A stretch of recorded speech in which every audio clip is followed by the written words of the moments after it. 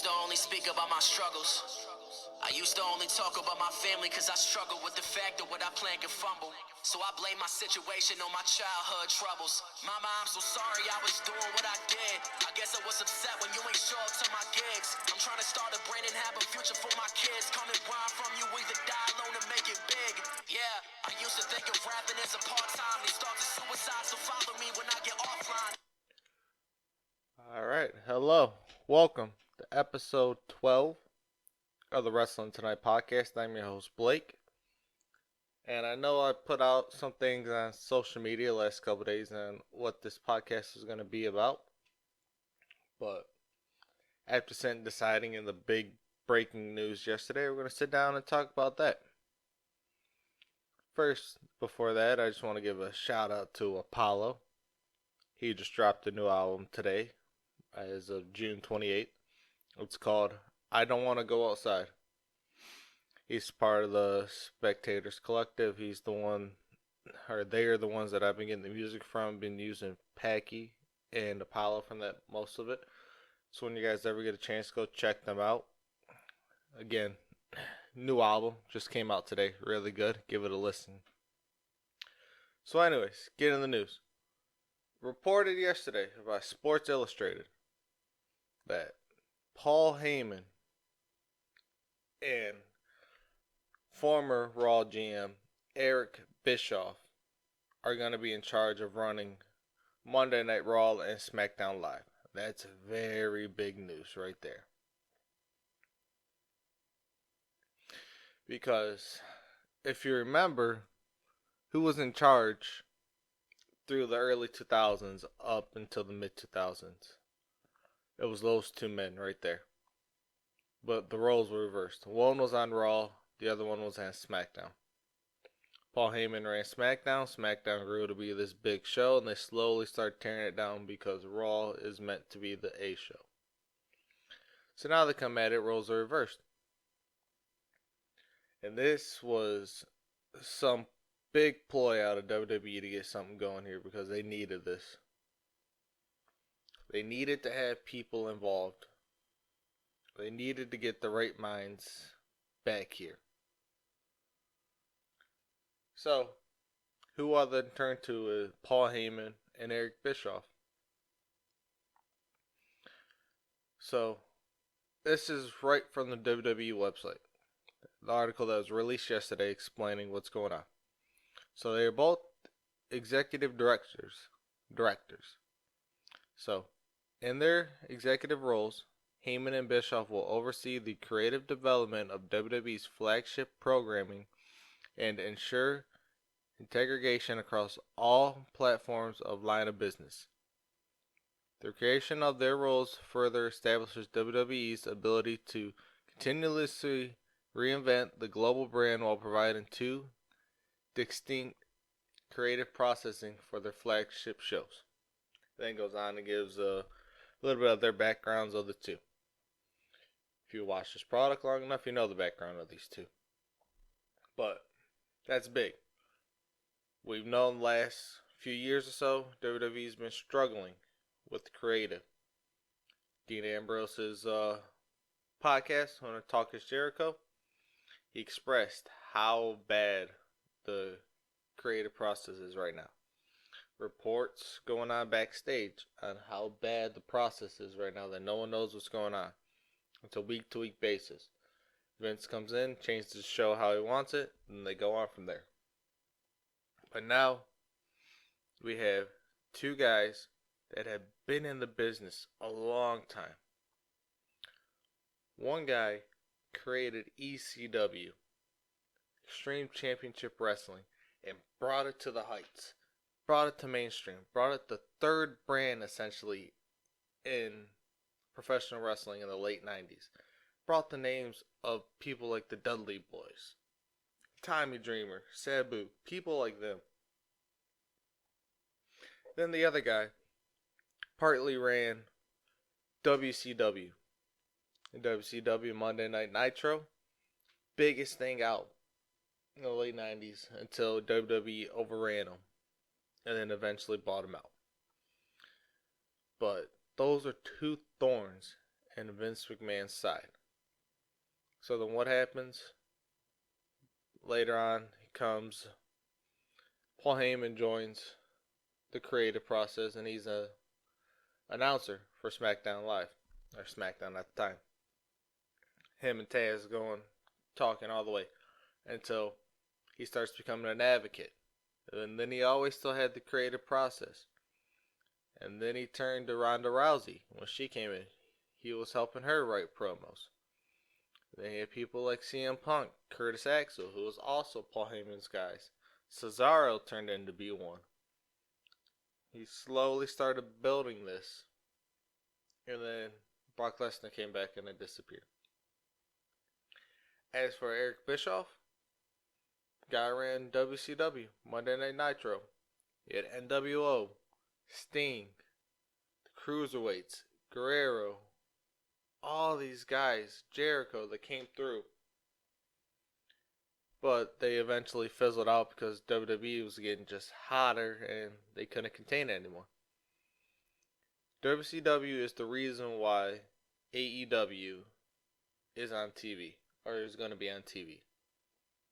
All because of WCW and the rivalry they created and the ratings that were brought. TNT wants to recapture that. Ted Turner wants to be a part of that once more.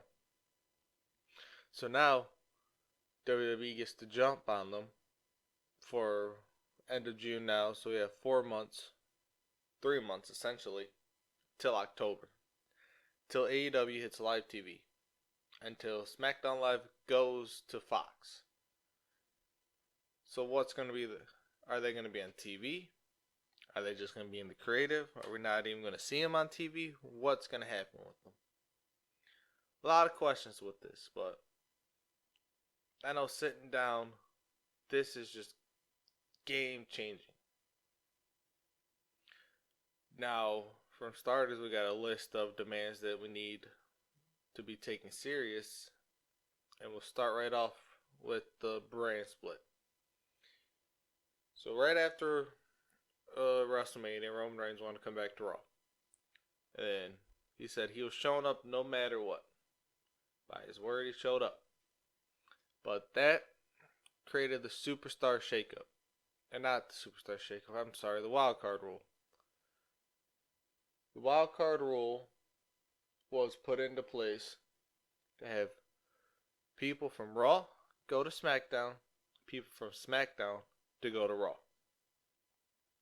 And at first, yeah, great, this is a fun thing. And then week after week after week, and then after week and after week and after week, and months now, it just hinders the process here. We got people like Bayley fighting Alexa Bliss from Raw for the SmackDown Women's title.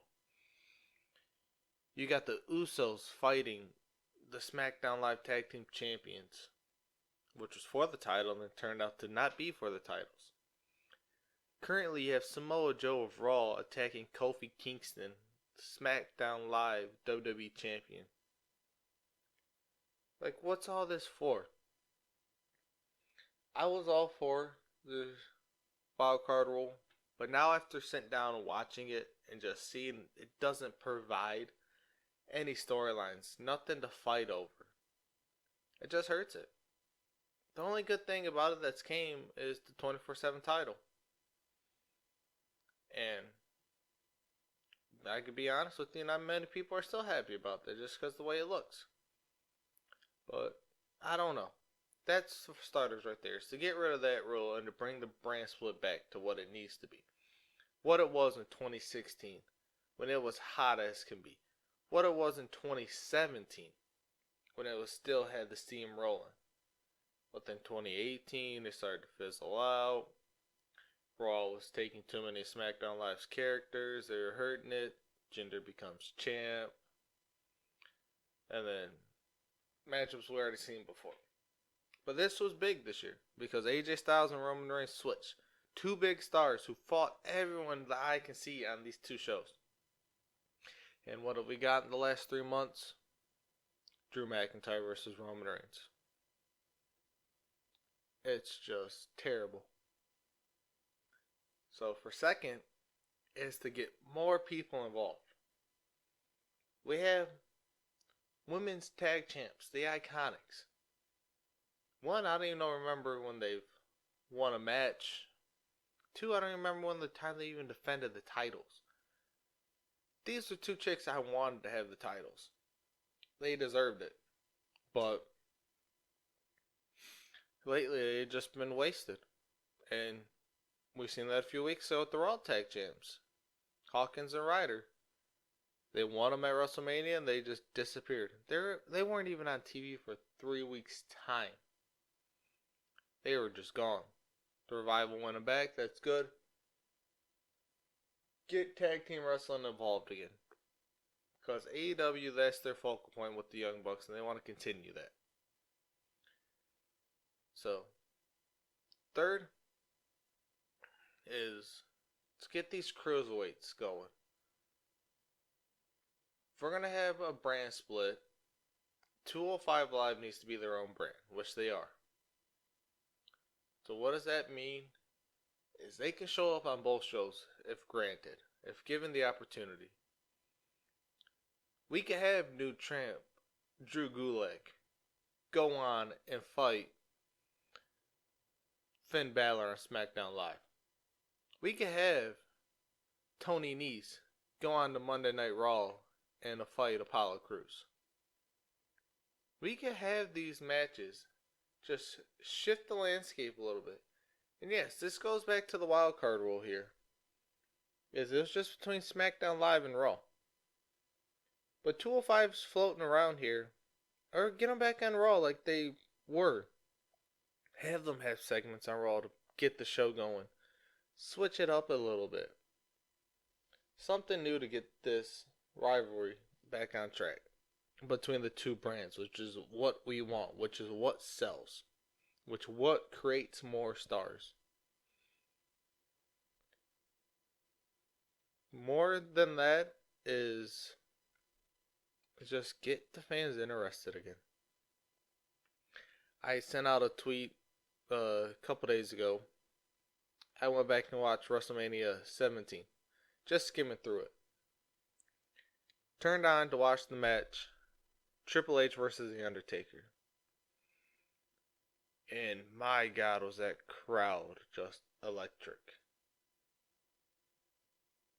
And we could tell you right now in today's world of professional wrestling, is these guys are a lot more talented in the ring than they were 20 years ago. The only problem is between here and now is they don't have a gimmick. They just come out here and they're a professional wrestler and that's it. And we need something more with that now. So maybe this gets the brand split going. You get more gimmicks. You get people like No Way Jose involved. You get people like Elias. When the hell Bray Wyatt ever shows up again? Whatever show he's going to be on. Gimmicks sell. There's a good buddy that I listen to called the Fans Podcast. His thing, mask sells. People like Rey Mysterio, Kalisto, Sin Cara, they sell because they wear a mask. Kids want to wear a mask. They sells. New Day? New Day sold cereal. New Day sold shirts like crazy because they swapped them. There are John Cena shirts coming up in the mid-decade here as they just went crazy. The Unicorn, that was a big favorite of them. You gotta get more stuff involved. Stone Cold had a middle finger, foam finger. You will not get by in today's world with that, and that's something that WWE needs to figure out. I'm not even saying get the edgier product going again. I'm just saying get these fans involved. Get them stuff instead of just signs. Foam fingers. Headgear. Roman Reigns vest. Roman Reigns glove. AJ Styles gloves. Finn Balor jackets. Demon paint. I don't know if it's the product But it's more to blame on the fans as well to not come in and be interested. You watch crowds like give a NXT takeover. They were electric. They were on fire with what is going on. And they could probably be two sticks wrestling in the ring and the crowd's going to give it their all. But if it was a WWE match and two people fighting like that, they wouldn't give a damn. You put Gargano and Adam Cole, say at a Survivor Series, the crowd's not going to be interested the same as it was NXT. I don't know what it is, or if there's just these anti-WWE people coming to these shows and just ruining it, but Seth Rollins is the prime example. Seth Rollins is the Universal Champ. He's your fighting champion. He comes in every single day, does what he needs to do, and then some. But then every time he has a match, the crowd turns. Crowd boos. And I see many people blame Baron Corbin, but Baron Corbin is a heel. Baron Corbin is one of the hottest heels in all of wrestling. He's one of the best heels in this decade. And people need to recognize that. He's like a 2015 Rollins. He's like a mid-2000s Randy Orton. He's just arrogant heel. But what he does the best is he does it with a smile on his face, and people hate that. You watch him in the ring, he's good in the ring. He can move around quick, he hits good, he hits hard. The End of Days is one of the best finishers in WWE right now. But people aren't interested, and when people aren't interested, they boo. And not only do they boo, they'll chant CM Punk, they'll chant AEW, they'll chant any little thing in between. The main event a week ago now on Stomping Grounds, yeah, it wasn't the best. Those guys could deliver more, but it was a storyline. It was what we are getting at your next pay-per-view at Extreme Rules. Tag team match, both titles on the line. Lacey Evans did a hell of a job as the special guest referee. And I mean, that's probably one of the more entertaining you'll ever see. Becky Lynch came out and made the save. You never see a woman wrestler coming out making the save. And then that was it. But people didn't like it because it drug on, because it had two boring people, because they quote unquote can't wrestle, and everything else in between. So this is what I'm saying now. I don't know when Heyman and Bischoff are going to take over, but the fans better be supportive. The fans better take charge in this. Because if the fans don't take charge, this product's going to go down the drain. And not will it only hurt WWE, it will hurt AEW, it will hurt Ring of Honor more, it will hurt every little promotion in this country. Only reason why I'm not saying New Japan is because they have their own fan base. They are grown in Japan and they stay in Japan. And when they come over here, you hardly hear when they're over here. So with that being said, episode 12 is wrapping up now. We are officially live on Spotify, Apple Podcasts, Podbean, wherever you want to listen to me at. I appreciate it. Be on YouTube. They always go up on YouTube. I'll never deny you guys of that. Twitter at WT_podcast_. Instagram at Wrestling Tonight Podcast. All one word. But yeah, I'm your host, Blake. Episode 12 is a wrap. I'm out. Peace. So the next decade is dedicated to the ones who hate it. Lately I've been down about my come up. And I just turned 20, but I feel like time is slipping, so I still work every night until the sun up. And I used to have to worry if somebody's finna